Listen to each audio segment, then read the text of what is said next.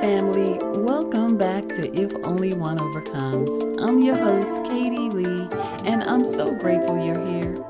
Every week, we grow, we heal, we stretch, and we let God do what only He can do. Last week, we talked about being still and building, finding purpose in the pause, trusting that stillness is not stagnation, and learning how God shapes us in the quiet. But today we step into the next chapter because sooner or later, God says, now move. And when He does, everything in you, the part that prayed, cried, waited, and wondered, suddenly has to walk in the very thing you've been preparing for. This episode is for anyone who feels God nudging you forward into a decision, a new season, a new environment, a calling, or a step that scares you a little. Let's talk about how to walk boldly after the wait. You see, there is a moment, maybe subtle, maybe loud, maybe in prayer, or maybe in your spirit, where you feel God shifting your posture. You go from waiting to ready, from holding on to stepping out, from preparing to walking. And the crazy thing is, the shift rarely feels convenient. Sometimes it shows up when you're tired, when you're unsure, when you don't feel confident yet, or when you still feel unqualified. But here's the truth. God never tells you to move into something He didn't already equip you for. You may not feel ready, but you are prepared. You may not feel brave, but you are strengthened. You may not have all the answers, but you have His direction. Walking with God doesn't start with certainty. It starts with obedience. Think about moments in your own life when you felt stuck for a long time, and then suddenly something shifts. The job, the relationship, the healing journey, the calling you kept putting on hold, the habit you needed to release, the assignment God wouldn't let you shake. When God says move, it's usually because you've learned what you needed to know in the waiting season. Remember, the pause wasn't a punishment, it was preparation.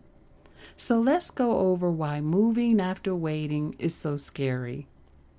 Moving after a long season of stillness can feel overwhelming because the wait can become a comfort zone. You get used to praying about it, thinking about it, and dreaming about it. But actually walking it out, that requires a different kind of faith. Here are 3 reasons it feels scary.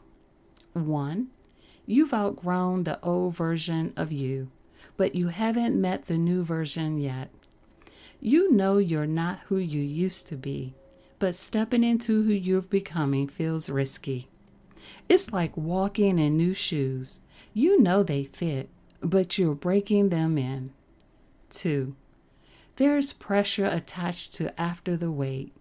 You waited, you prayed, you fast, you cried, so now you feel like you have to get it right. But hear me, obedience is success. Walking is success. Trying is success. 3, the enemy uses fear, doubt, and confusion as last-minute distractions. It's always loudest right before breakthrough. The attacks intensify, but not because you're off track, because you're close. You'll hear noise like, are you sure? What if you fail? What if it falls apart? What if they don't support you? What if you're not ready? But fear is not a sign to stop. It's a sign that the moment is big. Now let's walk through 5 practical and spiritual steps that can help you move with courage. 1, move even if you feel nervous. Courage is not the absence of fear. It's the decision to move forward anyway.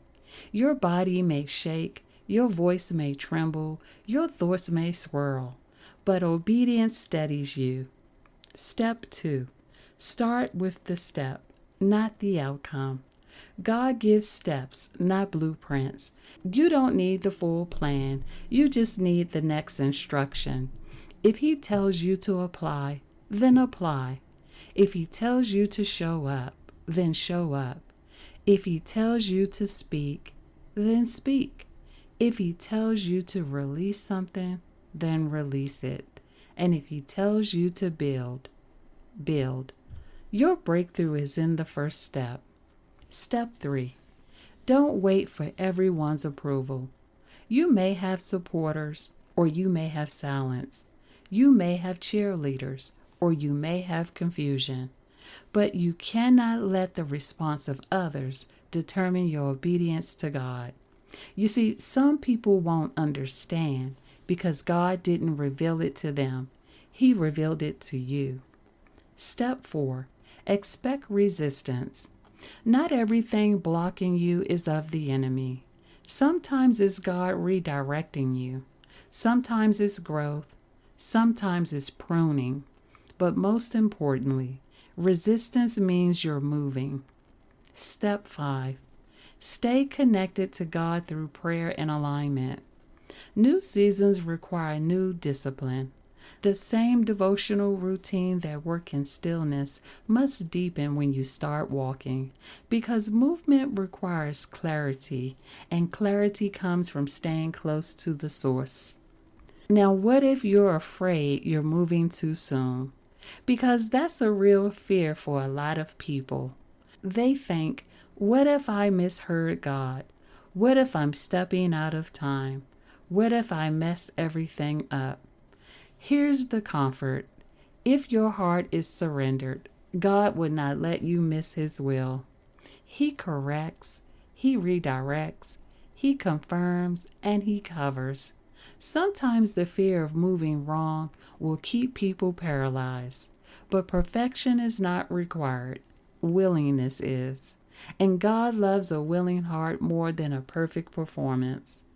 So, overcomers, you waited, you endured, you prayed in the dark, you held on when nothing made sense, you grew quietly, you stabilized, and you strengthened your faith. And now, you are not stepping into this season empty-handed.